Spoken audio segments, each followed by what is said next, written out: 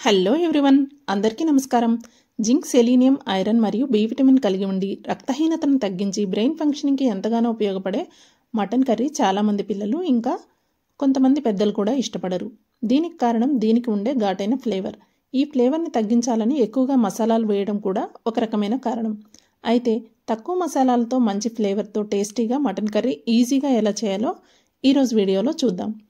దీనికోసం ముందుగా stove on చేసుకొని ఒక ప్రెషర్ కుక్కర్ని స్టవ్ పై ఉంచుకొని వేడెక్కిన తర్వాత 2 టేబుల్ స్పూన్స్ ఆయిల్ వేసుకోవాలి. ఆయిల్ వేడెక్కిన తర్వాత 1/2 స్పూన్ సోంపు, ఇంకా 4 లవంగాలు, చెక్క, స్టోన్ ఫ్లవర్ వేసి ఫ్రై చేసుకోవాలి. ఇవి కొంచెం ఫ్రై అయిన తర్వాత 3 సన్నగా తరిగిన పచ్చిమిర్చి వేసుకొని ఫ్రై చేసుకోవాలి. పచ్చిమిర్చి కూడా ఫ్రై అయిన తర్వాత 3 మీడియం సైజు ఆనియన్స్ని సన్నగా పొడవుగా కట్ చేసుకొని వేసుకోవాలి. ఇందులో సోంపు వాడటం వల్ల సోంపు అనేది కర్రీకి మంచి ఫ్లేవర్ని ఇవ్వడమే కాకుండా డైజెషన్కి కూడా చాలా ఉపయోగపడుతుంది. ఇంకా స్టోన్ ఫ్లవర్ అనేది మటన్ కర్రీకి మంచి ఫ్లేవర్ని ఇస్తుంది. ఇలా 2 నిమిషాలు ఫ్రై చేసుకున్న తర్వాత 1/2 స్పూన్ పసుపు, 1 స్పూన్ ఉప్పు వేసి ఆనియన్స్ని గోల్డెన్ కలర్ వచ్చే వరకు ఫ్రై చేసుకోవాలి.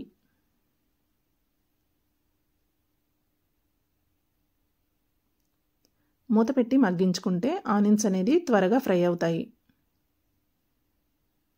ఇలా ఆనియన్స్ గోల్డెన్ కలర్ వచ్చినప్పుడు ఇందులో 2 టేబుల్ స్పూన్స్ అల్లం వెల్లుల్లి పేస్ట్ వేసుకోవాలి.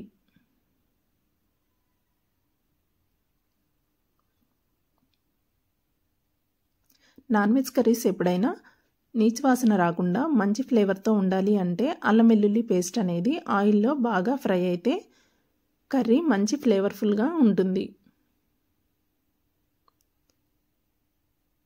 ఇలా అల్లం వెల్లుల్లి పేస్ట్ని పచ్చివాసన పోయే వరకు ఆయిల్లో బాగా ఫ్రై చేసుకోవాలి.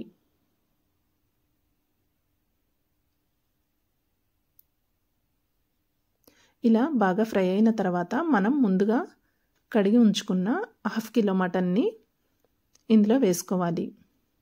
మటన్ వేసిన తర్వాత అల్లం వెల్లుల్లి పేస్ట్ ఇంకా మసాలా ఫ్లేవర్స్ అన్నీ మటన్కి పట్టేలాగా బాగా కలుపుతూ మంటని మీడియం ఫ్లేమ్లో ఉంచుకొని మటన్ నుంచి వచ్చే వాటర్ అంతా ఎగిరిపోయే వరకు బాగా ఫ్రై చేసుకోవాలి.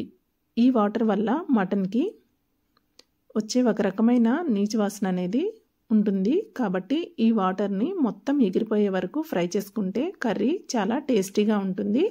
పిల్లలు కూడా ఇష్టంగా తింటారు. వాటర్ అంతా ఎగిరిపోయిన తర్వాత 1 స్పూన్ కారం, 1/2 స్పూన్ ధనియాల పొడి, 1/2 స్పూన్ జీలకర్ర పొడి వేసి మసాలాలన్నీ బాగా ఫ్రై అయ్యే వరకు మరొక 2 నిమిషాల పాటు ఫ్రై చేసుకోవాలి.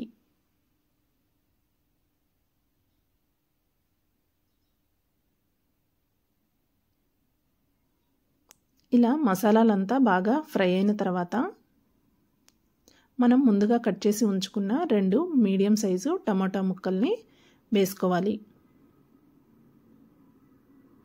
టమాటా వేసిన తర్వాత కూడా 1 నిమిషం పాటు బాగా కలిపి మూత పెట్టి 2 నిమిషాలు మగ్గించుకుంటే టమాటా సాఫ్ట్గా అవుతుంది. ఇప్పుడు మటన్ని బాగా కలుపుకొని ఇందులో 1 గ్లాస్ వాటర్ యాడ్ చేసుకోవాలి. ఈ వీడియో మీకు నచ్చినట్లయితే నా ప్రీవియస్ వీడియోస్ కూడా ఒకసారి చూడండి. వీడియో నచ్చినట్లయితే లైక్ చేయండి, షేర్ చేయండి, ఇంకా ఛానల్ని సబ్స్క్రైబ్ చేసుకోవటం అస్సలు మర్చిపోకండి.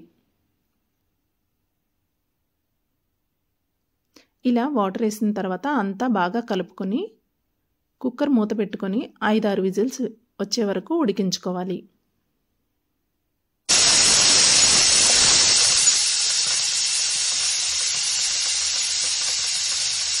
ఇలా 5-6 విజిల్స్ ఉడికించిన తర్వాత మటన్ బాగా ఉడికి ఉంటుంది.